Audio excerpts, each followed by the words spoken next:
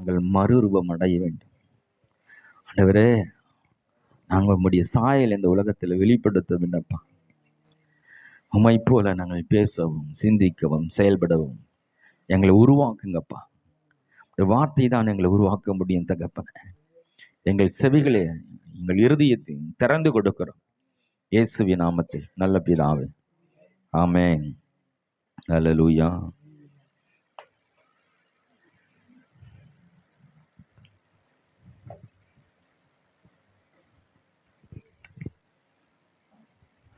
நம்ம விசுவாச அறிக்கையை பார்க்கறதுக்கு முன்பாக ஒன்று நம்ம புரிஞ்சுக்கணும். மிக முக்கியமான ஒரு சத்தியம் என்னவென்னா, நாம் தேவனை போல சிருஷ்டிக்கப்பட்டிருக்கிறோம் என்பது புரிஞ்சுக்கிட்டா தான் விசுவாச அறிக்கை பண்ணுறது நமக்கு ஈஸியாக இருக்கும். அப்போ தான் நம்ம அவரை போல பேச முடியும் இல்லையா? எடுத்து வாசிக்கலாம். ஆதியாகமம் புத்தகத்தில் 1ஆம் அதிகாரம் 26, 27, 28. பின்பு தேவன் நமது சாயலாகவும் நமது ரூபத்தின்படியையும் மனுஷனை உண்டாக்குவோமாக, அவர்கள் சமுத்திரத்தின் மச்சங்களையும் ஆகாயத்து பறவைகளையும் மிருக ஜீவன்களையும் பூமி அனைத்தையும் பூமி மேல் ஊறும் சகல பிராணிகளையும் ஆளக்கடவர்கள் என்றார். தேவன் தம்முடைய சாயலாக மனுஷனை சிருஷ்டித்தார். அவனை தேவ சாயலாகவே சிருஷ்டித்தார். ஆணும் பெண்ணுமாக அவர்களை சிருஷ்டித்தார். பின்பு தேவன் அவர்களை நோக்கி, நீங்கள் பலுகி பெருகி பூமியை நிரப்பி அதை கீழ்ப்படுத்தி சமுத்திரத்தின் மச்சங்களையும் ஆகாயத்து பறவைகளையும் பூமி மேல் நடமாடுகிற சகல ஜீவ ஜந்துக்களையும் ஆண்டு கொள்ளுங்கள் என்று சொல்லி தேவன் அவர்களை ஆசீர்வதித்தார். இந்த 1ஆம் அதிகாரத்தில் இந்த 3 வசனம் ரொம்ப ரொம்ப முக்கியமானது. நம்ம திரும்ப திரும்ப படிக்க வேண்டிய ஒரு வசனம். இங்கிருந்து தான் மனிதனுடைய முழு சக்தி, மனிதன் யார் என்பதை வெளிப்படுத்துகிற மிக முக்கியமான முதல் ஆரம்பிக்கிற மனுஷனை பற்றி சொல்லுகிற மிக முக்கியமான ஒரு வசனமாக இருக்குது. இந்த வசனங்களை திரும்பி திரும்பி நம்ம படிக்கிறதுனாலோ அல்லது அறிக்கையிடுவதனால என்ன நமக்கு ரொம்ப தெளிவாக ஒன்று பொருகுதுன்னா, நாம் தேவனுடைய சாயலாக அவருடைய ரூபத்தின்படி சிருஷ்டிக்கப்பட்டிருக்கோம். இது நம்முடைய இருதயத்தின் ஆழத்தில் பதிந்து விட்டாலோ நம்முடைய பேச்சு தேவனுடைய சாயலுக்கு ஒப்பாயிடும். நம்ம பேச்சு தேவனை போல பேச ஆரம்பிச்சிடும். அனைத்து நேரங்களில் இது நம்ம இதயத்தில் பதிக்கிறது இல்லை. அதனால தான் இங்கேருந்து ஆரம்பிக்கிறேன். இது முதலாவது புரிந்திருக்கணும். இது முதலாவது பிசாசுக்கு ஒரு மிகப்பெரிய ஒரு மன உளைச்சலை கொடுக்கிற ஒரு வார்த்தை. நான் தேவனுடைய சாயலாகவும் அவருடைய ரூபத்தின்படியும் சிருஷ்டிக்கப்பட்டிருக்கிறேன் அப்படி நான் சொல்லும் பொழுது, பிசாசு அப்படி தெய்வ சாயலாக அவருடைய ரூபத்தின்படி சிருஷ்டிக்கப்படலை. அவனை ஆண்டு கொள்ளும்படி அதிகாரமும் அவனுக்கு கொடுக்கல. புரிஞ்சுக்கிங்க. பிசாசை பார்த்து நடுங்கிட்டு பயந்துக்கிட்டு இருக்கிறவங்களை இந்த வசனத்தை புரிஞ்சுட்டீங்கன்னா, இந்த வசனத்தை நீங்க சொன்னாலே பிசாசு நடுங்க ஆரம்பிச்சிருவான். பிசாசை தூரம் தள்ளுற முதல் வசனம். இன்னொன்று, நான் யாருன்றது புரிந்து கொள்ள வேண்டிய முதல் வசனம் இல்லையா? முதலாவது, கடவுள் தம்முடைய வார்த்தையில பேசுறார். 26வது வசனத்தை வாசிப்போம். பின்பு தேவன் நமது சாயலாகவும் நமது ரூபத்தின்படியேயும் மனுஷனை உண்டாக்குவோமாக, அவர்கள் சமுத்திரத்தின் மச்சங்களை 26 வாசித்தீங்க இல்லையா? உண்டாக்குவோமாக. மனிதனை படைப்பதற்கு முன்பாக தேவன் தம்முடைய வார்த்தையை கொண்டு என்ன பண்றாரு? ரிலீஸ் பண்றாரு. மனிதனை உருவாக்கப்படலை. பிதா, குமாரன், பரிசுத்த ஆவியானவர்கள் இணைந்து அவர் சொல்ற உண்டாக்குவோமாக என்று சொல்லி அவர் என்ன சொல்ல, முதல்ல வார்த்தையை வெளியிடுகிறார். ஆமா. அப்ப வார்த்தையை முதல் வார்த்தையை வெளியிட்டு அப்ப அந்த வார்த்தையின் மூலமாய் நம்மளை உருவாக்குகிறார். அப்போ கடவுள் எல்லாவற்றையும் வார்த்தையினால சிருஷ்டித்தார் என்று நாம் அறிந்து கொண்டு இருக்கிறோம். உண்மைதானே? எல்லாம் வார்த்தையில்தான் சிருஷ்டித்தார். நாமளும் வார்த்தை தான் சிருஷ்டிக்கப்பட்டிருக்கின்றது இந்த வசனத்தை நம்ம புரிஞ்சுக்கணும். வார்த்தையினால சிருஷ்டிக்கப்பட்டு இருக்கிறோம், வார்த்தையினால் உருவாக்கப்பட்டிருக்கிறோம். அது மாத்திரமல்ல, தேவன் மாத்திரமே பேசக்கூடியவராக இருக்கிறார். இந்த உலகத்தில் இந்த பூமியில் சிருஷ்டிக்கப்பட்ட எத்தனை ஜீவராசிகள் இருந்தாலும் மனிதன் மாத்திரமே பேசக்கூடியவனாக இருக்கிறான். மனிதன் மாத்திரமே அவருடைய சாயலில் ஒன்று அவர் பேசுவார், நாமளும் பேச முடியும். இப்போ ஆண்டவர் முதலாவது என்ன பேசுகிறாரு? 3வது வசனம் ஆதியாகமம் 1ஆம் அதிகாரத்துல, வெளிச்சம் உண்டாக கடவது. அது என்ன வார்த்தை? ஒரு பவர்ஃபுல் வேர்டு. இது ஒரு கட்டளை வாக்கியம். உண்டாக. அப்போ ஆண்டவர் முதல் பேசின வார்த்தை அங்கதான் பார்க்கிறோம். ஆதியிலே தேவன் பூமி வானத்தை பூமி சிருஷ்டித்தார். அது வெறுமையமா இருந்து, ஒழுங்கின்மையா இருந்து, இருள் நிறைந்ததா இருந்து. ஓகே, 3வது வசனம் அவர் முதல் பேசின வார்த்தையை எழுதப்பட்டிருக்கிறது. வெளிச்சம் உண்டாக கடவுது. அது ஒரு பவர்ஃபுல் வார்த்தை. முதலாவது அவர் பேசுற வார்த்தை கேட்கும்போது ஒரு ஒரு மிகப்பெரிய கட்டளை வாக்கியம், ஒரு பவர்ஃபுல் வேர்டை அவர் பேசுறதை பார்க்க முடிகிறது. அப்போ தேவன் அதிகாரமுடைய வார்த்தைகள், அதாவது எப்படின்னா அவரு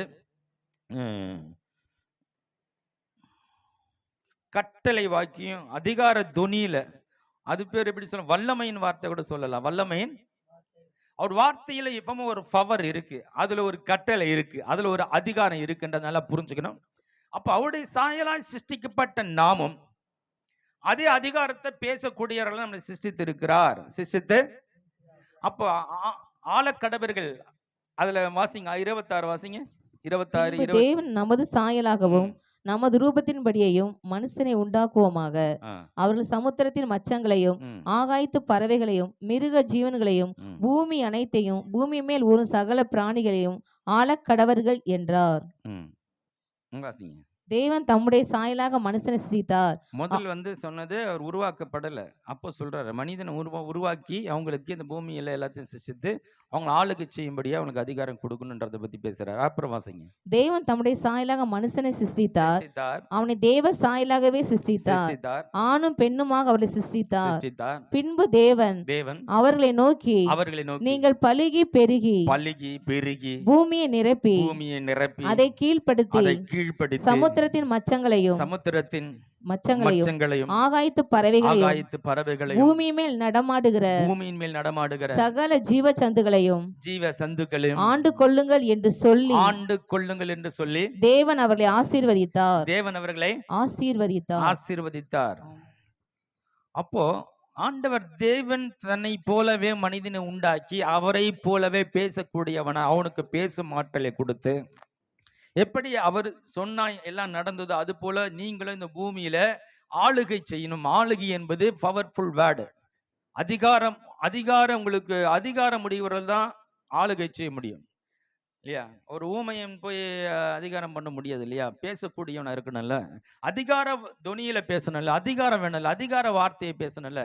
அப்படிதான் தேவன் மனிதனை படிச்சிருக்கிறான்றதை நம்ம நல்லா புரிஞ்சுக்கணும். நல்லா, ஆமா, அவருடைய சாயலால் சிருஷ்டிக்கப்பட்டு இந்த பூமியை ஆளுகை செய்யும்படியாய் அதிகாரத்தையும் கொடுத்து, நீங்க உங்களுக்கு கொடுக்கப்பட்ட அதிகாரத்தை கொண்டு இந்த பூமியை நீங்கள் இன்னும் விரும்புகிற விதத்தில் இந்த பூமியை நீங்கள் மாற்றிக்கொள்ளலாம். மாற்றி இந்த உலகத்தில் இருக்கிற இந்த இயற்கை மேல உங்களுக்கு அதிகாரம் இருக்கு, உயிரினங்கள் மேல உங்களுக்கு அதிகாரம் இருக்கிறது. நீங்க சொன்னா உங்களுக்கு கீழ்ப்படியும் என்றுதான் ஆண்டவர் படைத்தார். மனிதன் பாவம் செய்த பின்பு தன் பாவி நான் பயந்து ஒளிந்து கொண்டேன் என்று சொல்லி பாவமும் பயமும் அவனுக்குள்ள வர ஆரம்பிச்ச பிறகு பயம் வந்தோடனே தைரியம் போயிடுச்சு, தைரியம் பவர் போயிடுச்சு, எல்லாம் போனோன்னு அப்படியே மனுக்குளம் போயிடுச்சு பாருங்க. இப்போ இயேசு கடல் மேலே அவர் பிரயாணம் பண்ணி போய் கொண்டு இருக்கிறாரு. புயல் காற்று அடிக்கிறது, பயங்கரமான காற்று வீசுது. சீசர்கள் என்ன பண்றாங்க? தட்டி எழுப்பி, நாங்கள் மடிந்து போகிறோமே, உனக்கு கவலை இல்லையா, நீ பாட்டுன்னு தூங்கிட்டு இருக்குன்னு சொல்லி ஒரு தட்டி கடகடன்னு எழுப்புறாங்க.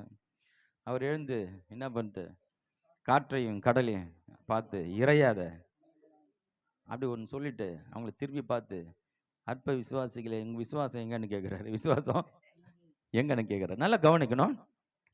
அதாவது ஆதாமுக்கு கொடுத்த அந்த அதிகாரத்தை இயேசு இங்க பயன்படுத்துறத பார்க்க முடியுது. இயற்கையின் மீது அதிகாரத்தை செலுத்துறாரு.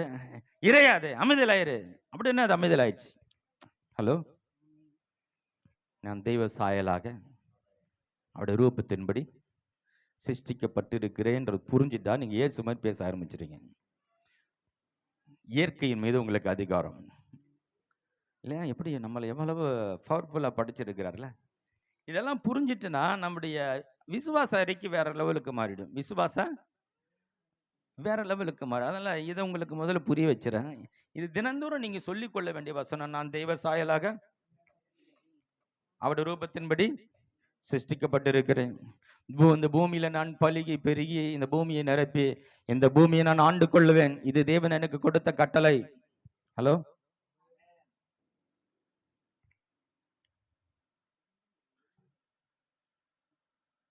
சுருக்கமா சொன்ன இந்த பூமிக்கு உங்களை ராஜாவை படிச்சிருக்கிறார். பூமிக்கு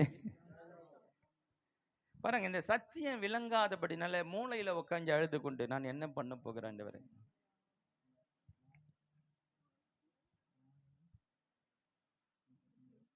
ஏன் ஆண்டவர் எனக்கு மட்டும்?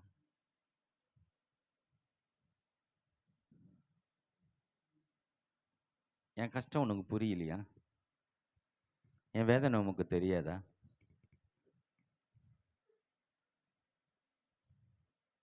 அவர் கேட்பார், நான் உனக்கு என்னென்ன கொடுத்துக்கிறேன் அது உனக்கு தெரியாதா?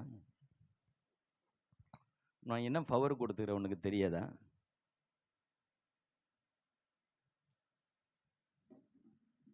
அதுக்கு தான் சபைக்கு வந்து கர்த்தருடைய வசனத்தை கேட்கணும்.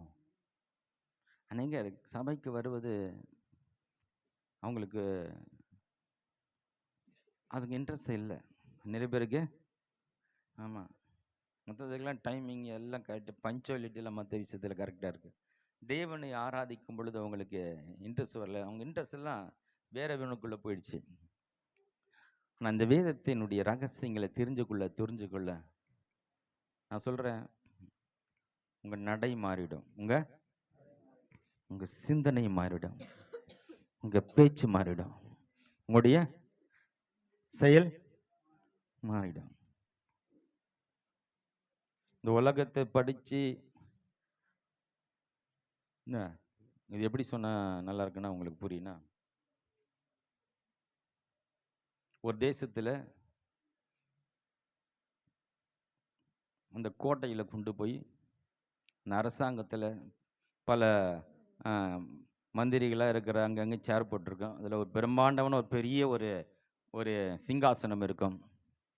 சிங்காசனம் அங்கே போய் ராஜ வஸ்திரத்தை தரித்து அதில் உட்கார வச்சு ஒரு கோலை கையில் கொடுத்து, பா இந்த நாட்டுக்கு நீ தான் ராஜா, நீ சொன்னால் எல்லாம் கீழ்ப்படிவாங்க, இன்னிலேருந்து உன்னை ராஜாவா அபிஷேகம் பண்ணுறேன், ராஜாவா உனக்கு அதிகாரம் கொடுக்குறேன், உனக்கெல்லாம் கீழ்ப்படிவாங்கன்னு சொல்லி அந்த சிம்மாசனத்தில் உட்கார வச்சு அந்த அதிகாரத்தை கொடுத்து, இனிமேல் இங்கே இருக்கிற எல்லா மந்திரிகள், சிப்பாய்கள், இராணுவ வீரர்கள், தேசத்தில் எல்லா குடிமகன்களும் உனக்கு அடிமை, நீ சொன்னா கேட்பாங்க, எல்லாமும் கரத்தில் கொடுக்குறேன்னு சொல்லி ஆண்டவர் உன்னை சிங்காசனம் உட்கார வச்சு கொடுத்தா எப்படி இருக்கும்? அது போலத்தான் தேவன் இந்த பூமி இதில் பிரம்மாண்டமான மலைகள், செடிகள், கொடிகள், எத்தனையோ காரியங்கள் எல்லாம் படிச்சு மனிதனுக்கிட்ட வந்து ஒப்படைக்கிறாரு. எல்லாவற்றின் மீது நீ ஆளுகை செய்து ஆண்டு அந்த அதிகாரத்தை நான் உனக்கு கொடுக்கிறேன்னு கொடுக்கிறேன். அதிகாரத்தை அவன் எப்படி பயன்படுத்த முடியும்னா, அவன் பேசக்கூடியவனா தேவன் படைத்து அவனுடைய வாயின் வார்த்தையின் மூலமாகத்தான் ஆளுகை செய்ய முடியும். ஹலோ, நம்ம இந்த ரகசியம் தெரியலன்னு வச்சுக்க, அது விளங்கணும்னு வச்சுக்க,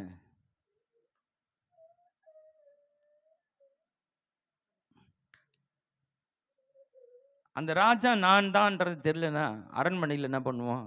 வாசலில் உக்காஞ்சிருப்போம், போற வரக்கிட்ட பிச்சை கேட்டு இருப்போம். நான் தான் ராஜான்னு எனக்கு தெரியல, என்ன ஆகும்? போற வரங்கடா, ஐயா ஏதாவது பாட்டுட்டு போங்க, ஐயா பார்த்துட்டு போங்க, கொடுத்துட்டு போங்க. மற்றவங்களை எதிர்பார்த்து, மற்றவங்களை கையை எதிர்பார்த்து அவங்க உதவி செய்ய மாட்டாங்களா? இவங்க மூலமா நமக்கு ஒரு வழி கிடைக்கும். ஐயா இந்த தேசத்துக்கே நீ தான் அதிகாரி, நீ கட்டளையிட்டால் நடக்கும், நீ ரூல்ஸ் போடலாம், நீ பல விதமான காரியங்களை மாற்ற உனக்கு பவர் இருக்கு, எல்லாம் உனக்கு கீழ்ப்படிவாங்க. அது உனக்கு தெரியலனா யாரையும் எதிர்பார்த்துட்டு, யாரு கை எதிர்பார்த்துட்டு அவங்க செய்வாங்களா, இவரு செய்வாரா இல்லையா? நான் யாருன்னு புரியலனா உங்களுடைய வாழ்க்கை, உங்க நடைமுறை, உங்களுடைய உடை, பேச்சு எல்லாம் மாறி இருக்கும். எப்படி இருக்கும்? நீங்க என்னவ உன் இருதயத்தின் நினைவுகள் எப்படி இருக்கிறதோ நீங்க அப்படியே இருப்பீங்க. நீங்க ஆமா, இந்த உலகத்தின் மக்களை பார்த்துட்டு, இந்த மக்களுக்கு அந்த சத்தியம் தெரியாது. என்ன தெரியாது? அவர்கள் தெய்வ சாயலாக ரூபத்தின்படி சிருஷ்டிக்கப்பட்டு அதிகாரம் கொடுக்கப்பட்டு இருக்கிற அந்த சத்தியம் இந்த உலகத்தில் ஜனங்களுக்கு தெரியாது. பிசாசுகளை அடிமைகளாய் மாற்றி வைத்திருக்கிறான். பாவத்துக்கும் அக்கிரமத்துக்கும் பலவிதமான காரியங்களுக்கும் இருளான காரியங்களுக்கும் அடிமைப்படுத்தி வைத்திருக்கிறபடினாலே அவங்களுக்கு என்னன்னா இந்த அதிகாரம் தெரியாதபடினா அவங்க அப்படி இருப்பாங்க. ஆனால் ரட்சிக்கப்பட்ட நாம் இந்த மேலான சத்தியங்களை அறியாமல் போனால் நாம் அவர்களோடு சேர்ந்து கொண்டு, அதான் பவுல் சொல்றாரு, தரிசித்து நடவாமல் விசுவாசித்து நடங்க. இந்த உலகம் தரிசித்து நடக்கிறது. ஒருத்தரை பார்த்து ஒருத்தரத்தில் இன்னொன்று கற்றுக்கொள்கிறது. அப்பா அம்மா விட்டு இருந்து பிள்ளைகள் கற்றுக்கொள்கிறது. ஒரு மேனேஜர் இடத்துல கீழே வேலை செய்யறவங்க அவங்க கிட்ட இருந்து கத்துக்கிறாங்க. எல்லாரும் ஒருத்தர் ஒருத்தர் பார்த்து பார்த்து ஒவ்வொன்றா கற்றுக்கொள்கிற இந்த உலகத்தினுடைய நடைமுறை வாழ்க்கை எப்படிதான் இருக்கிறது. ஆனா ஒரு கிறிஸ்துடைய வாழ்க்கை ஒருவிடத்தை பார்த்து பார்த்து கத்துக்கிறது இல்ல, அது விசுவாசித்து நடக்கிறது, தரிசித்து நடக்கிறது இல்ல. மற்றவங்க என்ன செய்யறாங்கன்னு பார்த்து அதை பின்பற்றுறது இல்ல. கடவுளுடைய வார்த்தை என்ன சொல்லி இருக்கிறது, என்ன பற்றி அது என்ன சொல்லி இருக்கிறது என்பதை விசுவாசித்து அதன் அடிப்படையில் நான் சிந்தித்து பேசி அதன் அடிப்படையில் ஒவ்வொரு அடிகளையும் எடுத்து வைக்கிறது. ஹலோ, அப்போ என்னை பத்தி என்ன சொல்லி இருக்கிறது முதல்ல எனக்கு தெரியணும் இல்லை. அது தெரிஞ்சுக்கலாம். எப்படி அது தெரிஞ்சுக்கிதான் வாங்க. அதுக்குதான் கர்த்தர் ஒரு ஆலயத்தை வைத்திருக்கிறார்.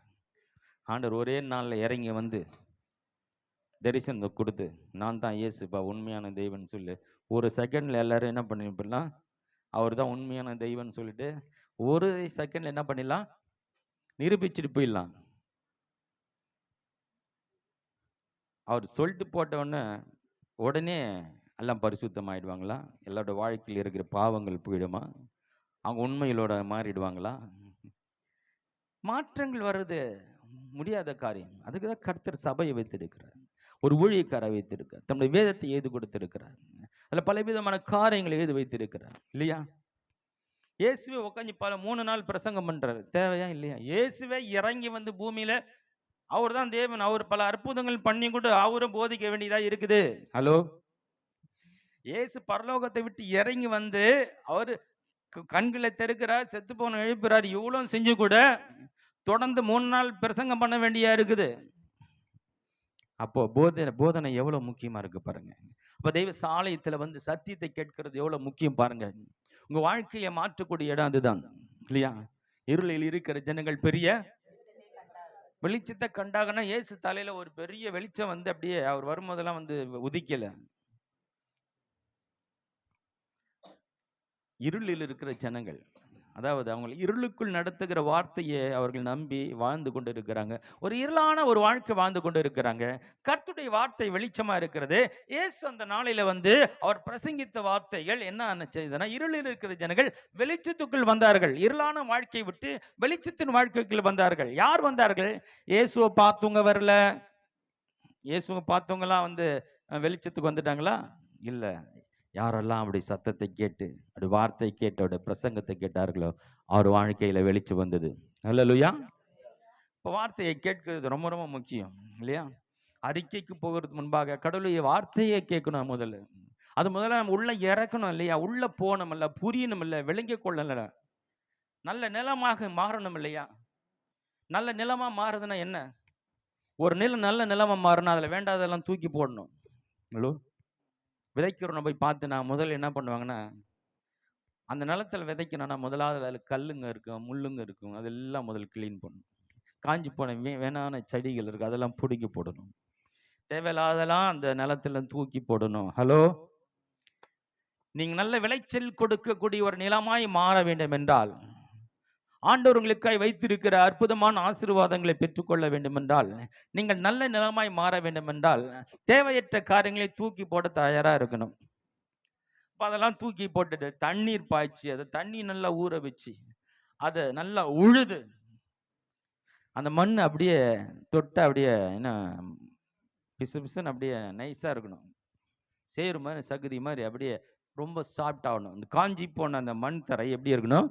மிக மெதுவாய் இலகுவாய். விதை போட்ட உடனே அந்த விதை ஊறின விதை அந்த வேர் வெகு சீக்கிரமா ஆழத்துல அந்த மண்ணுக்குள்ள ஊடுருவி பாயும்படியாய் கடவுளை வார்த்தையை கேட்ட அடுத்த நிமிடத்துல உன் இருதயத்துக்குள்ள ஊடுருவி பாயத்தக்கதாய் உன் இருதயம் நல்ல நிலமா மாற வேண்டும். அதற்கும் இதயத்தில் இருக்கிற வேண்டாதவர்களை தூக்கி போட நீ தயாரா இருக்கணும். அது உள்ள இறங்கின பிறகுதான் மேலே முளைக்க ஆரம்பிச்சிடும். மேலே செடி வருமா, ஃபர்ஸ்ட் வேர் போகுமா? ஃபர்ஸ்ட் உள்ள வேர் போகும், அப்புறம் மேலே செடி முளைச்சி வரும். முதல் உள் வேலை தான் நடக்குது உள்ள. ஆமாம், 3 நாள் ஆச்சு விதை போட்டு. என்னையா மிளகா விதையை போட்டு 3 நாள் ஆச்சு, 1 வாரம் ஆச்சு, இன்னும் செடியே வரலன்னா உள்ள வேர் விட்டுட்டு இருக்கு. ஃபர்ஸ்ட் வேறு தான் இறங்குது ஃபர்ஸ்ட்டு. ஆமாம், அப்புறம் தான் மேலே அப்படியே கொஞ்சம் அப்படியே தலையை தூக்கிட்டு செடி வர ஆரம்பிக்குது. உள்ள வேறு போகணும். உள்ள உனக்குள்ளாய் கடுடைய வார்த்தை உள்ள இறங்க வேண்டும். நல்ல நிலத்தில் அந்த தண்ணீர் ஊற்றப்பட்டு பதப்படுத்தப்பட்ட அந்த நிலம் வெகு சீக்கிரத்தில் அந்த வேர் கீழே இறங்கக்கூடியதா இருக்குது. இந்த கடவுளுடைய வார்த்தை நமக்குள்ள உள்ள இறங்கணும். கேட்கும் போது அப்படி உள்ள அசைக்கணும், நரம்புகளை புடைக்கணும். ஐயாட்டிக்கு சொல்ல புல்லரிக்கணும்னு சொல்லுவார் பாருங்க. அது அப்படியே உள்ள கேட்கும் போது அப்படியே நம்மள அந்த வார்த்தை உள்ள நம்மளை அசைக்கணும். அதுதான் வேர் உள்ள இறங்குறது. அதுதான் நாளைக்கு உங்களை செடியா முளைச்சி கிளம்ப. ஹல்லேலூயா. அதுக்கு நான் தேவ சாயலாய் உண்டாக்கப்பட்டேன். இறங்கணும் உள்ள இந்த வார்த்தை. அவருடைய ரூபத்தின்படி சிருஷ்டிக்கப்பட்டு இருக்கிறேன். இந்த பூமியை ஆளுகை செய்யும்படி தேவன் என்னை படைத்து இருக்கிறார். என் கரத்துல கொடுத்திருக்கிறார். நான் எல்லாவற்றையும் மாற்ற முடியும். எல்லாவற்றையும் எப்படி மாத்தணும்? அவர் அதிகாரம் உள்ள வார்த்தையை பேசி தான் மாத்தினான். வெளிச்சம் உண்டாக கடவுது. 38 வருஷமும் ஒருத்தன் படுத்த படுக்கே இருக்கிறான். அவனை போய் கேட்குறேன், சுகமடைய விரும்புறியப்பா? அவன் சொல்றான், ஆமா, என்னை கொண்டு போய் விடுறதுக்கு ஆள் இல்லை, ஹெல்ப் பண்ண ஆள் இல்லை. அங்க எப்படி பேசியிருப்பாரு? 38 வருஷமா படுத்த படுக்க இருந்த அவன் இடத்துல படுக்கை எடுத்துக்கின்னு நட என்ற வார்த்தை எப்படி சொல்லியிருப்பாங்க, கவனிச்சு பாருங்க.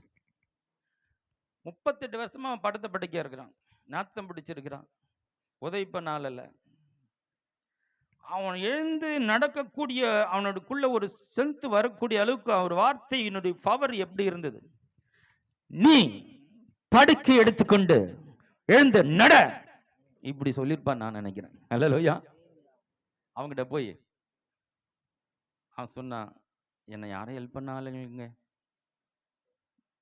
நானும் ட்ரை பண்றேன் அப்படின்னு சொல்லும் போது ஏசப்பா வந்து, நீ என்ன பண்றன்னா உன் படுக்கையெல்லாம் எடுத்துக்கின்னு நீ கிளம்பி போ அப்படி சொல்லியிருந்தா அவன் என்ன சொல்லியிருப்பான்? அட போயா, 38 வருஷம் படுத்துன்னு இருக்கிறேன், அதை எடுத்துன்னு போறதா நான் எவ்வளோ போயிட்டு இருப்பேன், அது முடியாதானே இங்கே படுத்துன்னு இருக்கிறேன், நீ இனிமே புதுசாக கதை சொல்லிட்டு இருக்கிற. அவர் அந்த துணி இருக்குல்ல, அவனை அப்படியே அவர் கவனிக்க ஆரம்பிக்குது. நீ அப்படின்னா அப்படி ஸ்டன்னா அப்படி ஷேக் ஆகி நின்று இருப்பான். என்னடா இன்னும் ஒரு பவர் அப்படி வருதுன்னு. படுக்கை எடுத்துக்கொண்டு எழுந்து நட. அந்த வார்த்தையில ஒரு பவர் இருக்கு பாருங்க. ஹலோ, உங்க வார்த்தையில பவர் இருக்குனுங்க. ஹலோ, உங்க பவர் எல்லாம் புருஷன்கிட்ட காட்டாதீங்க, அவங்க தான் நிறைய பவர் பயங்கர காட்டுறது. சூழ்நிலையில காட்டுங்க, உங்க பிரச்சனை மேல காட்டுங்க, உங்களுக்கு என்ன வேணும் அது மேல காட்டுங்க, என்ன வரணும் அது மேல காட்டுங்க. உங்க வார்த்தை சக்தி வாய்ந்ததா இருப்பதாக. ஹல்லேலூயா. நம்ம இப்படி பேச பழகிட்டல, நம்ம கூட ஒருத்தன் யாராவது இருந்தாங்களா, அந்த வைப்ரேஷன் அவங்கள அசைக்கும். அந்த அந்த விசுவாசத்துடைய ஒரு ஒரு புத்தகத்தை ஒன்று படிச்சுட்டு இருந்தேன். அவர் ரொம்ப விசுவாசத்தில் இருக்கிற ஒரு ஊழியக்காரர். அவர் கூட சுகர் பேஷண்ட், அவர் பயங்கரமான சுகர்னா அதிகமாக இருக்கிற பேஷண்ட். அவர் கூட இருக்கும் போதெல்லாம் இவருக்கு சுகர் குறைஞ்சிருது, சுகரு நார்மலுக்கு வந்துடுது. அவர் விட்டு வந்தவொடனே சுகர் ஏறுது. இவருக்கு என்னென்ன அவருக்கு புரியுதுன்னா, அவர் கூட இருந்தால் நமக்கு சுகர் குறைஞ்சிருது, அவர் விட்டு வந்தோன்னே சுகர் ஏறுது. அவர் கூட ஏன் சுகர் குறையிறதா? அவர் வாயில் வர்ற வார்த்தை பவர்ஃபுல், சக்தி வாய்ந்த விசுவாச வார்த்தைகளை எப்போதும் அந்த தேவ மனிதன் பேசுகிற அந்த பாக்கியத்தை இவருக்கு கிடைச்சிருக்கிறபடினால அந்த சத்தத்தை கேட்கும்போது இவருக்குள்ள விசுவாசம் அதிகமாகும் போது, விசுவாசம் அதிகமாகும் போது வியாதியினுடைய தன்மையெல்லாம் குறைந்து போகிறது. ஆனா அதை விட்டு வெளியே வந்தோன்னா வேற மனுஷரோட பேசுறாரு. அந்த வார்த்தைகளில் இவருக்கு விசுவாசத்தை குறைச்சது, அவநம்பிக்கையும் பயத்தை கொண்டு வரும்போது மறுபடியும் இந்த சுகருடைய லெவல் ஏறுது. ஹலோ, உங்களுக்குள்ள பவர் இருந்தா மற்றவங்களை அசைக்கும்.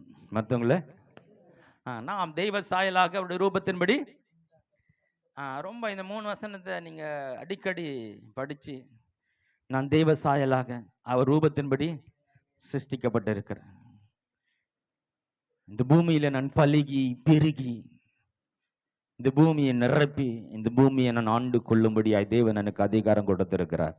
ஹல்லேலூயா. இது உங்களுக்கு புரிஞ்சிச்சுன்னா ராஜா மாதிரி நடக்க ஆரம்பிச்சிருவீங்க. ராஜா மாதிரி அப்படியே கூண்டு வலிஞ்ச மாதிரி, என்ன ஆச்சு நல்லா தானே, ஏன் இப்படி போறேன்னு கேட்க மாட்டாங்க. உங்க நடையை பார்த்து அவங்கள ஆச்சரியமா இருக்கும். பாரு இன்னும் கம்பீரமா நடக்கிறாரு பாரு, இன்னும் கம்பீரமா. அப்படியே வியாதியஸ்த மாதிரி அப்படியே போக மாட்டீங்க, தெம்பா நிமிர்ந்து நடப்பீங்க. நிமிர்ந்து, ஏன்னா நான் யாரு, எல்லாத்தையும் மாற்றக்கூடியவன். அப்படி அதிகாரத்தை தேவன் எனக்கு கொடுத்திருக்கிறார். அதிகாரத்தை நம்ம நடை மாறிடும், நம்முடைய பேச்சு மாறிடும். பேச்சு,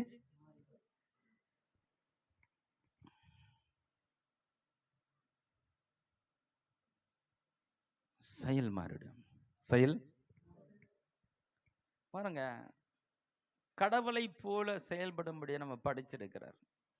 பிசாசு இந்த உலகத்துல பாவத்தை கொண்டு வந்து பிசாசுமாய் செயல்படியா மனுஷனை மாற்றி வச்சிருக்கிறார். மனுஷனை, ஆமா, குடிச்சிட்டு நிறைய பேர் ரோட்டில் விழுந்து கிடக்குறாங்க. அவங்க பார்க்கும்போது ரொம்ப பரிதாபமா இருக்கும்.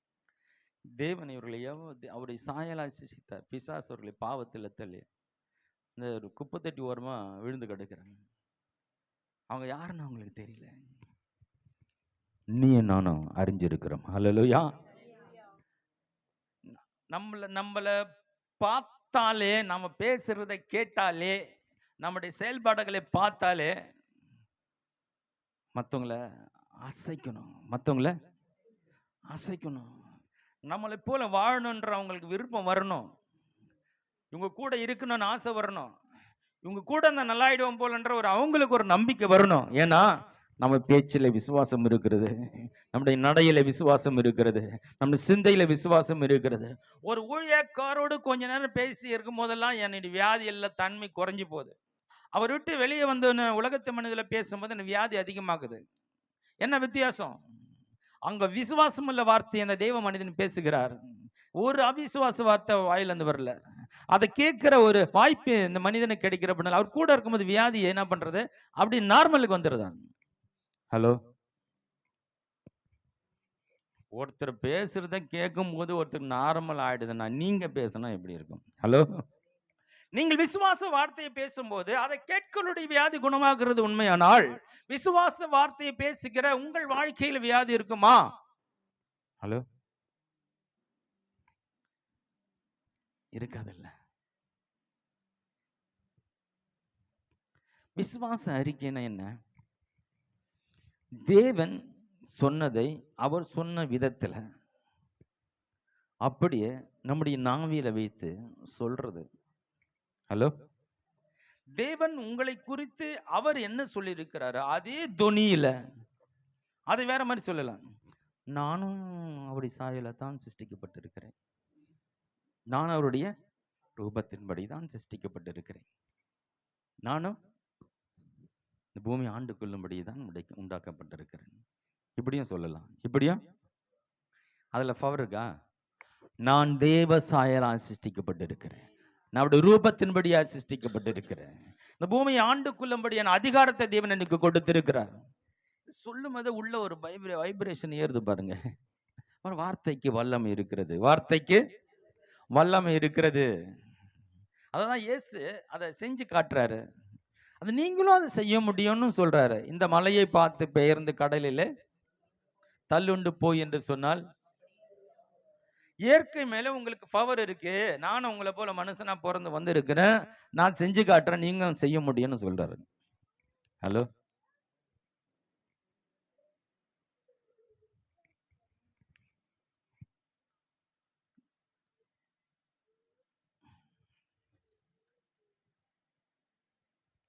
சரி. விசுவாச அறிக்கைன்னா என்னன்னு சில காரியங்கள் நான் சொல்றேன். விசுவாச அறிக்கை விசுவாச அறிக்கைன்னா அதுல விசுவாசம் இருக்கணும் இல்லையா? நீ சொல்ற அந்த அறிக்கையில விசுவாசம் தான் விசுவாச அறிக்கை. அதுல அவிசுவாசமா இருந்தா அது அவிசுவாச அறிக்கை. இன்னைக்கு எல்லாரும் நம்ம என்ன பண்றோம்? அவிசுவாச அறிக்கை பண்ணி கொண்டு இருக்கிறோம். அதாவது கடவுளுடைய வார்த்தைக்கு விரோதமான காரியங்களை நாம் அறிக்கை செய்து கொண்டு இருக்கிறோம். கடவுள் சொன்னதுக்கு மாறான காரியங்களை அறிக்கை செய்து கொண்டு இருக்கிறோம். அதுதான் அவிசுவாச அறிக்கை. அறிக்கை எல்லாரும் செய்யறோம், உலகத்தானும் செய்யறோம், நம்மளும் எல்லாரும் அறிக்கை செஞ்சுட்டு இருக்கிறோம். ஆனா அவங்க எல்லாம் அவிசுவாச அறிக்கை பண்ணி கொண்டு இருக்கிறாங்க. கர்த்தருடைய பிள்ளைகளாக நாமும் கூட இந்த வேத வசனம் என்ன சொல்லுகிறது என்பதை நாம் அறிக்கை செய்யாம நாம உலகத்தான் மனிதர்கள் சொன்னதை அறிக்கை செய்து கொண்டு டாக்டர் சொல்லிட்டாராங்க.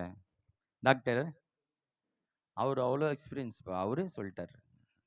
அப்ப அவர் சொல்லிட்டாரு. யார் சொன்னார்? உலகத்தான் சொன்னதை நீ அறிக்கை செய்து கொண்டு இருக்கிற. யாரோ எங்கேயோ சொன்னதை, யாருக்கும் எங்கேயோ நடந்ததை நீ அறிக்கையிட்டு கொண்டு இருக்கிறார். முடியாதுன்னு சொல்லிட்டாங்க, நடக்காதுன்னு சொல்லிட்டாங்க. யார சொன்னதை நீ சொல்லிட்டு இருக்க. ஆனா தேவன் இதை குறித்து என்ன சொன்னார்? இப்ப தேவன் சொன்னதை சொன்ன விதத்திலே ஒருத்தன் சொல்லும் போது அது பேர் தான் விசுவாச அறிக்கை. விசுவாச அறிக்கை. இந்த விசுவாச அறிக்கையினுடைய பலனை குறித்து நம்ம வரும் வாரங்களில் நம்ம படிக்கலாம். இந்த விசுவாச அறிக்கையை பத்தி பேசுறேன். விசுவாச அறிக்கைனா அதுல உறுதியும் நிச்சயமும் உள்ள வார்த்தையா இருக்கணும். ஹலோ, விசுவாச அறிக்கைனா அதுல என்ன இருக்கணும்? உறுதியும் நிச்சயம் இருக்கணும். அதுல ஒரு உறுதி இருக்கணும், அதுல நிச்சயம் இருக்கணும். அது பேர் தான் விசுவாச அறிக்கை.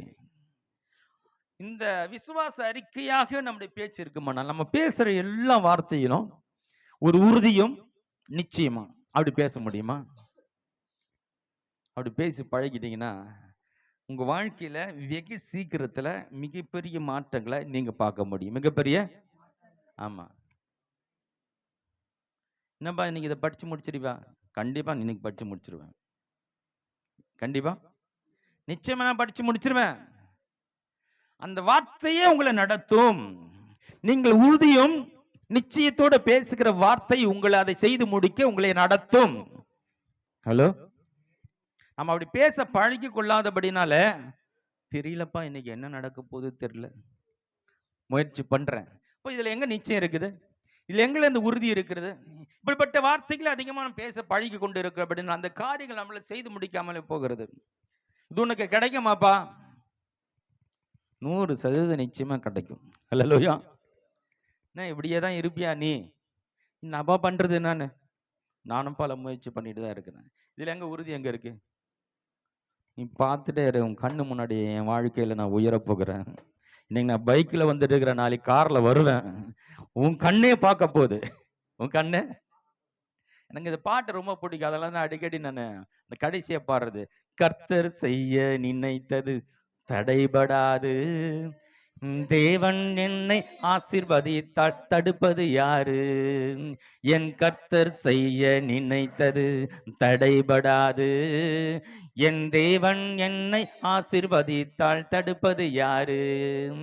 என் தேவனால் நான் உயருவேன், என் தேவனால் நான் பெருகுவேன், என் தேவனால் நான் உயருவேன், என் தேவனால் நான் பெருகுவேன். நிச்சய நடக்கும், நிச்சய நடக்கும், சுற்றி உள்ள கண்கள் அதை பார்க்கும். நிச்சய நடக்கும், நிச்சய நடக்கும், சுற்றி உள்ள கண்கள் அதை பார்க்கும். இன்னிலிருந்து ஒரு தீர்மானம் எடுப்போமா? நான் பேசுற வார்த்தை ஒரு உறுதியும் நிச்சயமா நான் பேச போறேன். யாராவது எது கேட்டாலும் என்னுடைய பதில் எப்படியா இருக்கணும்?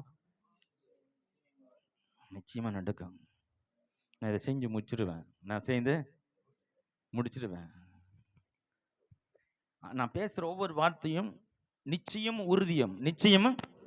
இப்படி என்னுடைய வார்த்தையை நான் மாற்றிக்கொள்ள போகிறேன். வார்த்தையை இப்படி மாற்றி பாருங்க, நீங்க மிக சீக்கிரத்துல மிகப்பெரிய சக்சஸ்ஃபுல் மனிதனை மாறிடுவீங்க.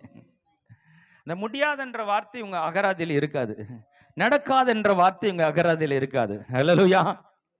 இப்படி பேச ஆரம்பிக்கும் பொழுது என்ன ஆகிறது, நம்ம அதிகாரத்தை என்ன பண்றோம், அதிகார கட்டளை வாக்கியங்களை பயன்படுத்தும் போது அந்த இருளை பார்த்து பேசுகிறார், இருள் வெளிச்சமயமாகிறது. அல்லேலூயா. ஒழுங்கின்மையை பார்த்து அவர் பேசுகிறார், கட்டளை வாக்கியங்களை அவர் பயன்படுத்துகிறார், அந்த ஒழுங்கின்மை ஒழுங்காய் மாறுகிறது இல்லையா. வெறுமையான உலகத்தை பார்த்து தேவன் தம்முடைய கட்டளை வாக்கியங்களை பேசுகிறார், அந்த கட்டளை வாக்கியம் நம்ம வெறுமையான உலகத்தை ஒரு நிறைவான உலகமாய் மாற்றுகிறது. அருமையான தேவனுடைய பிள்ளைகளை, உங்கள் வாழ்க்கையிலே வெறுமையும் இருளும் குறைவும் ஒழுங்கின்மை இருக்குமானால் நீ அதை நோக்கி பார்த்து உங்களுடைய கட்டளை வாக்கியது அதற்கு நேராக நீங்க சொல்லுங்க. எனக்கு சரியா வேலை கிடைக்க மாட்டேதுங்க, ஒரு வேலைக்கு போறேன், அந்த வேலையை விட்டு இன்னொரு வேலைக்கு போகிறேன், அந்த வேலை கொஞ்ச நாள் இருக்கு, அந்த வேலையை விட்டு இன்னொரு வேலைக்கு போறேன். எதுவுமே நிரந்தரம் இல்லை, எதுவுமே நிரந்தரம் இல்லை. அது என்ன? ஒழுங்கின்மை. அது அந்த ஒழுங்கின்மையை பார்த்து நீங்க கட்டளை வாக்கியங்களை பயன்படுத்துங்க. கட்டளை வாக்கிய எனக்கு ஆண்டவர் மிக சிறந்த ஒரு வேலையை கொடுக்க போகிறார், ஒரு நிரந்தரமான சிறந்த வேலையை தேவன் தரப்போகிறார். ஹலோ, அந்த வெறுமையை நோக்கி உங்களுடைய கடவுள் கொடுத்த அந்த அதிகார வார்த்தையை அதை நோக்கி நீங்க பேசுங்க. ஹல்லேலூயா.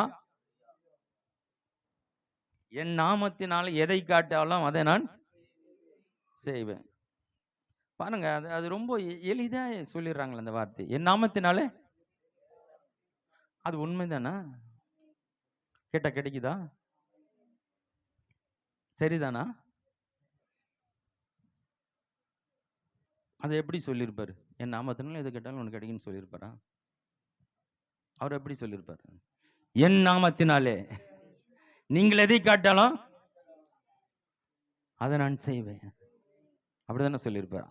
அப்போ அவர் சொன்ன விதத்துல நாம கேட்டோமா? பாருங்க, கடவுளுடைய வார்த்தைகளை நம்ம படிக்கும் போது எதை கேட்டாலும் செய்வேன் அப்படி வாக்கு கொடுத்திருக்கிறாரு.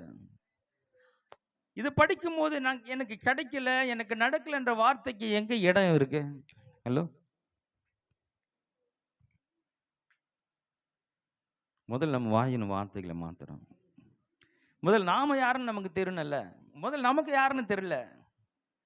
நாம நினைச்சுக்கிறோம் எல்லாரும் போல் நானும் ஒரு மனுஷன் தான், எல்லாரும் ட்ரை பண்றாங்க நானும் ட்ரை பண்றேன், எல்லாம் ஓடுறாங்க நானும் ஓடுறேன், எல்லாம் வேலைக்கு போறேன் நானும் வேலைக்கு போறேன், எல்லாரும் போல் நானும் ஒரு வாழ்க்கை வாழ்ந்து கொண்டு இல்ல. அவர்கள் தேவனை அறியாதவர்கள், நீங்கள் தேவனை அறிந்தவர்கள். அவர்கள் பிசாசின் ஆளுகையின் கீழே இருக்காங்க, நீ தேவனுடைய ஆளுகையின் கீழே இருக்கிறார்.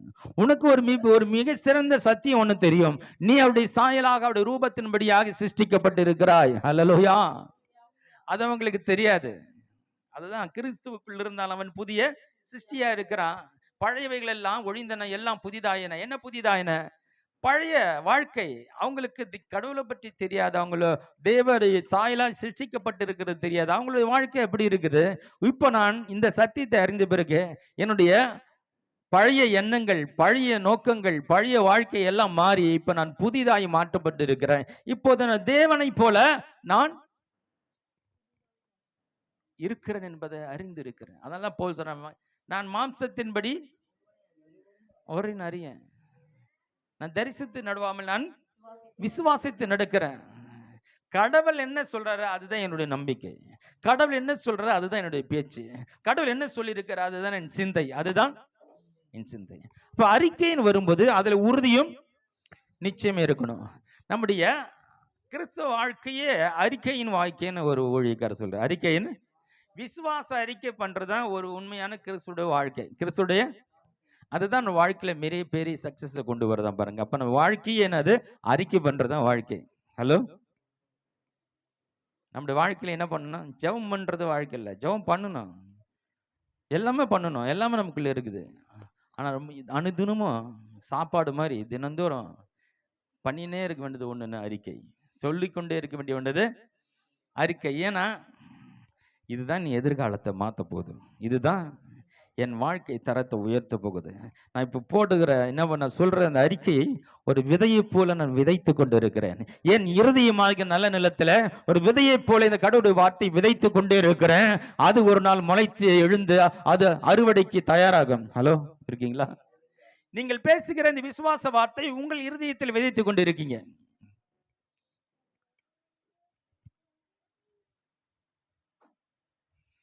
தேவனால் பிறந்தவன் தன்னை காக்கிறான். தன்னை பாருங்க, கடவுள் கொண்டு வந்து ஒரு வார்த்தையை இப்போ இங்க கடவுள் பேசுறாரு. இப்போது உங்கள் இருதயங்களில் இந்த சத்தியம் விதைக்கப்படுகிறது, இந்த வார்த்தை விதைக்கப்படுதா?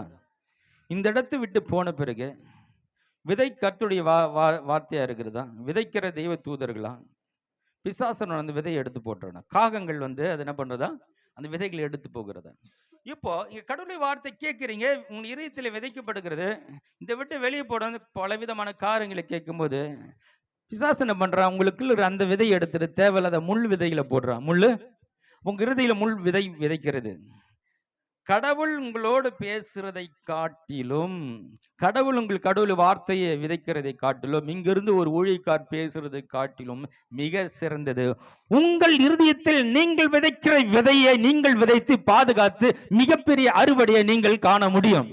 ஹல்லேலூயா. இந்த ரகசியம் புரிச்சுன்னு வச்சீங்களா, நீங்க எவ்வளவு பெரிய ஆளுன்னு தெரிஞ்சுக்கலாம். ஹல்லேலூயா. அவர் ஜெபம் பண்ணி, அவர் கேட்டு, அவர் கையை வச்சு, அவர் தீர்க்கதரிசனம் சொல்லி, உங்க வாயில வார்த்தையில உறுதியும் நிச்சயமும் இருந்தா நான் சொல்றேன், நீங்க தீர்க்கதரிசி. ஹலோ, எத்தனை பேர் விசுவாசிக்கிறீங்க? நீங்க சொன்ன ஒண்ணு நடக்குதுன்னா உங்களுக்கு வாழ்க்கையில் நடக்கிறதுக்கு சொல்றதுக்கு இன்னொருத்தர் தேவையா? ஹலோ, நீங்க என்ன சொல்லுவீங்க? நீங்க வாங்க, நான் உங்களுக்கு தீர்க்க தரிசனம் சொல்றேன். நீங்க வாங்க, நான் உங்களுக்கு சொல்றேன். அப்போ உறுதியும் நிச்சயம் ஒரு மனிதனுடைய வாழ்க்கையில அந்த வார்த்தையில் இருக்குமானா அவங்க தான் தீர்க்கதரிசி. அவங்க தான் எத்தனை தீர்க்கதரிசியை மாற போறீங்க?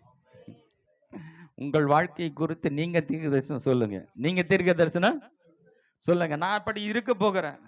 கர்த்தரனை வாளாக்காமல் தலையாக்குவார், நான் கீழாகாமல் மேலாகுவார். உங்களுக்கு என்ன வேணும்? ஜபிக்கிறது ஒரு சின்ன ரூம் வேணும். சீக்கிரத்தில் எனக்கு பெரிய ஜபிக்கிற ஒரு ரூம் கிடைக்கும். ஹல்லேலூயா. எனக்கு சொந்தமான வீடு கிடைக்கும். சீக்கிரத்தில் வீடை வாங்க போறேன். ஹலோ, நீ சொன்ன நடக்கணும்னு சொல்லிட்டாருங்க. வாயை வச்சு நீங்க சும்மா இருந்த நாவை அடக்க ஒரு நாளும் கூடாது. அங்க சொல்லுங்க, வாயை விரிவை தர அதை நிரப்ப உண்டாங்க. நான் அடக்க முடியாத நாவை என்ன பண்ற? விரிவா நான் ஒரு நெருப்புத்தான், காட்ட கொளுத்துதான். அதே காட்டு கொளுத்துற அந்த நெருப்பு அநேக வீட்டுல சோறு சமைச்சு இந்த உலகத்தில் ஒவ்வொரு வீட்டுக்கும் சோறு போடுற அதே நெருப்பு தான் ஒரு பக்கம் காட்ட கொளித்து கொண்டு இருக்கிறது, அநேகருடைய பசி ஆற்றி கொண்டு இருக்கிறது. ஹல்லேலூயா. சொல்றாரு, வீணான காரியங்களுக்கு என்ன பண்ற? நாவை திறந்து கட்டுப்படுத்தாத, நாவை அடக்க முடியாம காட்டை போல கொளுத்தி அநேகருடைய வாழ்க்கையை சேதப்படுத்தி கொண்டு இருக்கிற என்னுடைய சமூகத்துல உன் வாயை விரிவாய் தர, என்னுடைய வார்த்தையை உன் வாயில வைத்து அதிகமாய் நீ பேச ஆரம்பிக்கும் போது அதை நான் நன்மையினால நிரப்புவேன். அதே ஏதோ பேசி என்னன்னோ நடக்குது. ஆனா முழு நிச்சயத்தோடு உறுதியாய் கர்த்தருடைய வார்த்தை என்னை குறித்து தேவன் என்ன சொன்னார்? மற்றவங்களை விடுங்க, மற்றவங்களை என்ன சொன்னார்? ரெண்டாவது, முதல் என் வாழ்க்கை மாறணும். என் வாழ்க்கை, ஆமா, இலவசமாய் பெற்றீர்கள், இலவசமா முதல்ல பெற்றுக்கணும்ல. 10 ரூபா தான் 1 ரூபாய் எடுத்து கொடுக்க முடியும். முதல் 10 ரூபாய் கைக்கு வரணும்ல. பெற்றுக்கொள்ளாம கூட எங்க கொடுக்குறது? முதல் பெற்றுக்கொள்ளுங்கள். நீங்கள் பெற்றுக்கொள்ளுங்கள், விசுவாசித்து அறிக்கை செய்து பெற்றுக்கொள்ளுங்கள்.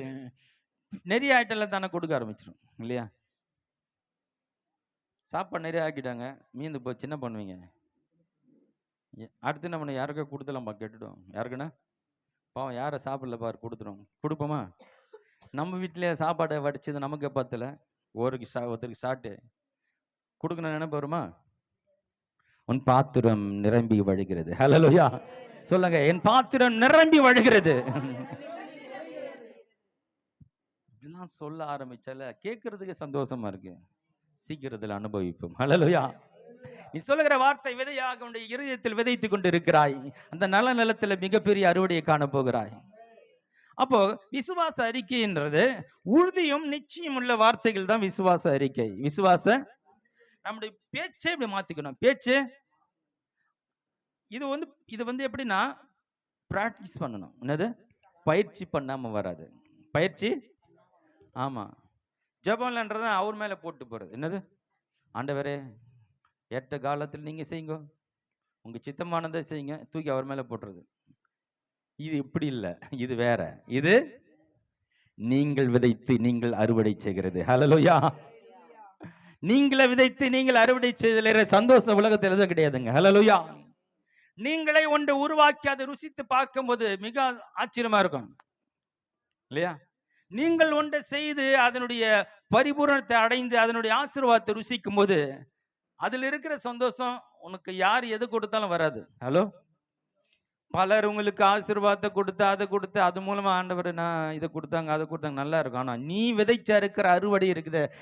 நீ விதைச்சு விதைச்சு விதைச்சு அதை அறுவடை செய்கிற சந்தோஷம் வேற எதுலுமே இருக்காது. ஹலோ, யாரோ விதைச்சு யாரோ அறுத்து அதில் உங்களுக்கு கொடுக்கறது இல்லை, நீங்கள் விதைத்து அறுக்கிறதுல தான் மிகப்பெரிய சந்தோஷம் இருக்கிறது. ஹல்லேலூயா. அப்போ நீங்கள் அறுக்க வேண்டும் என்றால் உங்களோட வார்த்தையிலே உறுதியும் நிச்சயமா இருக்கும். எதை பேசணும், அவிசுவாச வார்த்தை இருக்கக்கூடாது. அவிசுவாச அறிக்கை என்ன பண்றது தெரியலங்க. அவிசுவாச அறிக்கை யாரை கேட்க போறேன்னு தெரியல, யார் உதவி செய்வாங்கன்னு தெரியல, ஆண்டவர் என்ன சித்தமோ, ஆண்டவர் என்ன வச்சிருக்கிறாரோ, இதெல்லாம் சந்தேக வார்த்தைகள்.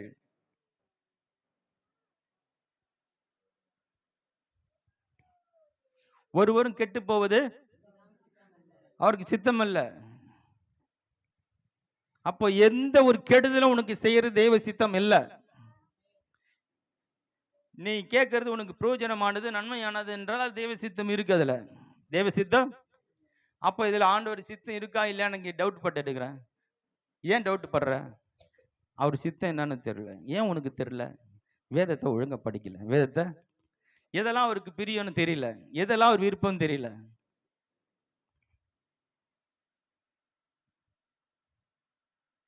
போடுத்து சொன்னாரு, வேதம் என்ன சொல்லுது?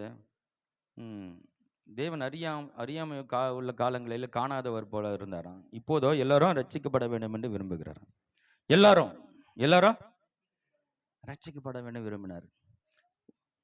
அப்போ ஒருத்தர் சொன்னார், இந்த இடத்துலப்பா என்னப்பா இந்த சபை, இந்த ஊர்ல போய் நீ சபை வச்சிருக்கிற, இங்கேருந்து காலி பண்ணிட்டுப்பா, உருப்பட மாட்டேன் நீ இந்த இருக்கிற ஜனங்க வேஸ்ட்டு, இந்த இருக்கிற 10 பைசா காணிக்க போட மாட்டாங்க, இங்கே போய் நீ சபை வச்சிரு, இங்கேருந்து நல்லா வேற ஏரியாவுக்கு போயிட்டுனாரு.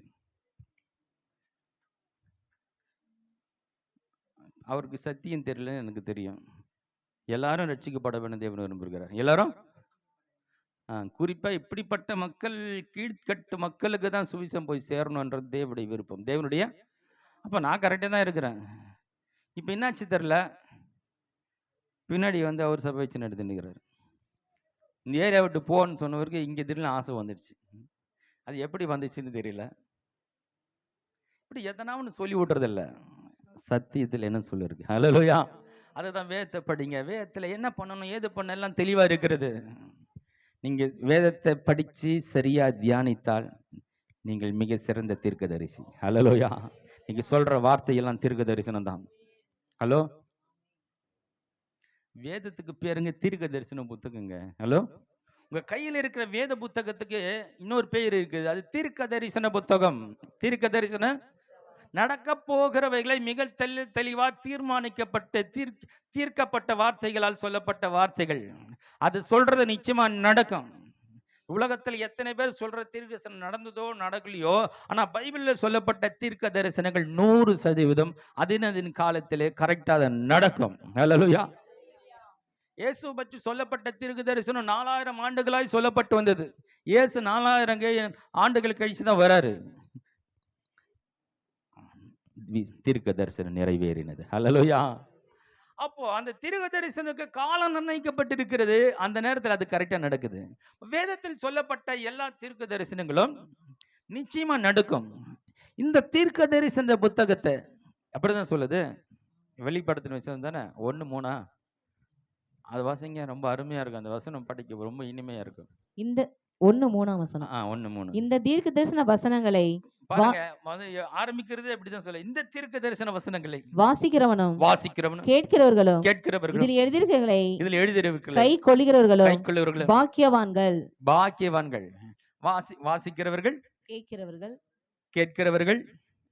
எழுதியிருக்கிறவர்கள், கை கொள்கிறவர்கள் பாக்கியவான்கள். இதுல 3ல 1 செஞ்சா கூட நீங்க சிறப்பான ஆள் தான். இதுல 3 பிரிச்சு கேட்கிறவர்கள், ஏன்னா சிலரால வாசிக்க முடியாதுல்ல. ஏன்னா எல்லாருக்கும் அந்த காலத்துல பைபிள் அதெல்லாம் அப்படி இது இருக்கு. எல்லாருக்கும் அன்னைக்கு பைபிள் இல்லை, அதனால வாசிக்கிறோம், எல்லாரும் வாசிக்க முடியுது. ஆனா வாசிக்கிறத கேட்கலாம், வாசித்து இன்னொருத்தர் சொல்லலாம், பிரசங்கிக்கலாம். அப்போ கேட்கிறவர்கள் பாக்கியவான்கள், அதை விட சிறந்தவர்கள் அதை கை கொள்ளுகிறவர்கள். ஹல்லேலூயா. ஏன்னா இந்த தீர்க்க தரிசன வசனத்தை கேட்கிறவருடைய வாழ்க்கையை குறித்தும் அந்த தீர்க்க தரிசனம் சொல்லுது. இந்த வசனங்களை கேட்கும் போது இந்த உலகத்தில் நடக்கிற காரியங்களை மாத்திரம் தீர்க்க தரிசனம் சொல்லல. இந்த வேத புத்தகம் உங்கள் வாழ்க்கையை குறித்தும் இது தீர்க்க தரிசனமா சொல்லுகிறது. ஹல்லேலூயா. நீங்க எப்படி இருக்கணும், உங்களுக்கு என்ன நடக்கும், என்ன கிடைக்கின்றதும் சொல்லுகிறது. இந்த தீர்க்க தரிசன வார்த்தை எடுத்து தன்னுடைய வாயில வைத்து ஒருவன் சொல்லும் போது அவன் தனக்கு தானே தீர்க்க தரிசனம் சொல்லிக் கொள்கிறான்.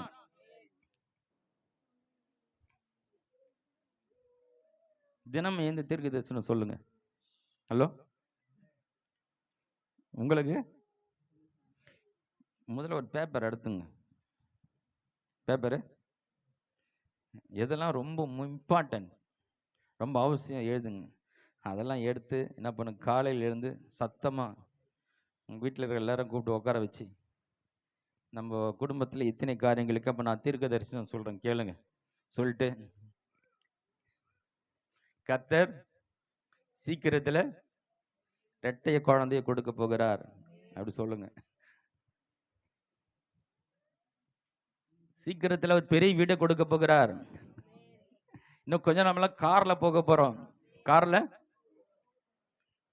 நீங்க நல்லது தானே சொல்லணும். இது ஏங்க சந்தோஷமா சொல்லலாம்ல வீட்டில். ஏதாவது பேசி நேரம் நினைக்கிறீங்க. தீர்க்க தரிசனம் சொல்லுங்கள். தீர்க்க தரிசனம். ஆமா, யாரோ கார் போட்ட எங்கெங்க உட்கார ஒட்டி வச்சிடறேன். டைனிங் டேபிள் ஒட்டி வச்சுட்டான், வாசலில் ஒட்டிச்சிட்டான், படுக்கும் போது ஒட்டி வச்சுட்டா, எல்லா இடத்துல அந்த கார் தரணும். என்னவா, ஆண்டவரே நீர் கார் கொடுத்ததற்காக நன்றி. காரு, ஆமா, பம்பர் வேற வாங்கி வச்சிடறேன் காருக்கு. காரு இல்லை, எங்க வரணும்னு தெரியல, காசு இல்லை, காருக்கான பம்பர் எக்ஸ்ட்ரா ஃபிட்டிங்க வாங்கி வச்சிடறான். கர்த்தர் தருவார்னு இந்த காரை பார்க்கும்போது ஆண்டவரே கார் கொடுத்ததுக்கு நன்றினாரன். காரு இதாங்க தீர்க்க தரிசனம். ஹல்லேலூயா. ஏதோ ஒரு டான்ஸ் போட்டியில் போய் கலந்துட்டு அதில் ஃபர்ஸ்ட்ல அவர் என்ன காருன்னு கேட்டாரோ அதே காரை அவருக்கு பரிசா கொடுத்தாங்களா. ஹல்லேலூயா. காற்றையும் காண மாட்டீர்கள். அதாவது எப்படி நடக்கணும் யோசிக்கிற வேலை நமக்கு இல்லை, நமக்கு விசுவாசிக்கிற வேலை தான். ஹல்லேலூயா. நீ விசுவாசித்தால் தேவனுடைய மகிமையை காண்பாய். கர்த்தரால கூடாத காரியங்கள் ஒன்றும் இல்லை. என்னை விசுவாசிக்கிறவனுக்கோ எல்லாம் கூடம்னு சொல்லிட்டாரு. நம்ம விசுவாசிக்கிற வேலை தான். ஆராய்ச்சி பண்ணிட்டு இருக்காங்க, இது நடக்குமா, எப்படிப்பா நடக்கும், இதெல்லாம் இருந்தால் தானே அது நடக்கும், அப்படி இருந்தால் தான் அது வரும். அதெல்லாம் நமக்கு தேவையில்லை. அவர் காற்றையும் மழையும் வைத்து நம்ம பள்ளங்களை நிரப்புகிற தேவன் இல்லை. எங்கேயோ அது எப்படி நிரப்பணும் அந்த வசனம் சொல்ல, காற்றையும் காண மாட்டீர்கள், காற்றும் பெய்யல மழையும் பெய்யல, ஆனா தண்ணி எல்லாம் ஏரி குளம்லாம் நிரம்பிச்சா எங்கன்னா, அதை தாண்டி வெகு தூரத்துல மலைக்கு மேல எல்லாம் அந்த பக்கம் எங்கேயோ வெகு தூரத்துல அடின்னு மழை அடிச்சு அங்கிருந்து தண்ணி புரண்டு இந்த ஊருக்குள்ள எல்லா பள்ளங்களையும் எல்லாம் நிரப்புதான். இவங்களுக்கு தெரியல எங்கிருந்து தண்ணி வந்தது தெரியல. அதனால எங்கிருந்து எப்படி வர வைக்கன்னு அவருக்கு தெரியும். நம்ம அறிகுறியை பார்க்க தேவையில்ல. காற்றையும் காண மாட்டீர்கள், மழையும் காண மாட்டீர்கள், உங்கள் பள்ளங்கள் எல்லாம் நிரப்பப்படும் ஆண்டு சொல்லுகிறார். அவர் சொல்றாரு, நீங்க பாக்குறத வச்சு எடை போட்டுட்டு இருக்காதுங்க, பாக்குற சூழ்நிலை வச்சு நடக்க. இது மனுஷனுடைய நிலை. விசுவாசித்து நடக்கிறதுல, தரிசித்து நடக்கிறது. இது இருந்தாதான் நடக்கும். இப்படி இருந்தாம வரும். இந்த விட்டு வெளியே வாங்க. நீங்க பேசுற வார்த்தை கர்த்தருடைய வார்த்தையா இருக்கணும். ஹல்லேலூயா. வார்த்தையின் அடிப்படையில் முடிஞ்ச நிச்சயத்தோட பேசும்போது அதுக்கு பேர் தான் அறிக்கை. அது பேர் தான் அறிக்கை. அது மாத்திரம் இல்ல, விசுவாச அறிக்கைனா தேர்வு செய்து முடிவு செய்தது வார்த்தை பேசுறது. தேர்வு செய்து முடிவு செய்து பேசுறது. இதுதான் பேசுறது. நான் இன்னைக்கு ஒண்ணு பேசுறது, நாளைக்கு ஒண்ணு பேசுறதுல. இன்னைக்கு இது வேணும்னு சொல்றது, இது வேணப்பா அது வேணும் பண்றது, இப்படி மாத்தி மாத்தி பேசுறதுல. தேர்வு செய்து முடிவு செய்து தீர்மானிக்கப்பட்ட ஒன்றை பேசுவது பேர் தான் விசுவாச அறிக்கை. தெளிவா இதுதான் வேணும்னு தீர்மானம் பண்ணிடுங்க. முதல்ல தீர்மானத்தை மாத்தாதீங்க. இப்ப தீர்மானம் அறிக்கை மாத்திக்கிட்டே இருக்கணும். அறிக்கை மாத்தினா உங்களுக்குள்ள விசுவாசம் வராது. உன்னை தீர்மானித்து அதை தொடர்ந்து அறிக்கை செய்யும் போதுதான் உங்களுக்குள்ள அந்த விசுவாசம் பெருக ஆரம்பிக்கும். விசுவாசம் பெருக ஆரம்பிச்சிடும். அது மாத்திரம் இல்ல, அது ஒரு பதிவு செய்யப்பட்ட ஒன்று. இது ரிஜிஸ்டர். இந்த வண்டி நம்பர், இது என்னுடைய பேர்ல ரிஜிஸ்டர் ஆயிடுச்சுன்னா அது எனக்கு தான் சொந்தம். ஒரு ரிஜிஸ்டர் பண்ணப்பட்டா அதை எப்படி நம்ம பேசுவோம்? இது ஏன் வண்டிங்க, இது என்னுடைய வீடுங்க, இது சொந்தம். கொண்டாடுவோம். அந்த வார்த்தை எப்படி இருக்கும்? எனக்கு கிடைச்சதை போல பேசுமல்ல. எனக்காய் பதிவு செய்யப்பட்ட ஒன்று, அது என் மேல் எழுதப்பட்ட சொத்து. அதை நம்ம அறிக்கை எப்படி பண்ணுவோம்? சொந்தமா கொண்டாடி நம்ம அறிக்கை பண்ணுவல, அது பேர் தான் விசுவாச அறிக்கை. அது பேர் தான். ஆமா, பாருங்க, இதெல்லாம் நம்ம படிச்சு பயிற்சி செய்ய போகிறோம். பயிற்சி. ஆமா, இது வரைக்கும் பண்ணதெல்லாம் வேற. என்னது? ஆண்டவரே நீர் செய்யும், ஆண்டவரே நீர் பார்த்து செய்யும் ஐயா, அதை கொஞ்சம் அப்படி வச்சுட்டு இப்ப நம்ம என்ன பண்ணுகிறோம்? பயிற்சி செய்ய போகிறோம். பயிற்சி, விசுவாச அறிக்கை செய்ய போகிறோம். இதை நாமளே விதைச்சு நாமளே அறுக்க போகிறோம். அல்லேலூயா. ஆண்டவரே நீங்க பார்த்து ஏதாவது கொடுங்கப்பா. இல்ல ஆண்டவரே, உம்முடைய நாமத்துல நான் விதைக்கிறேன்.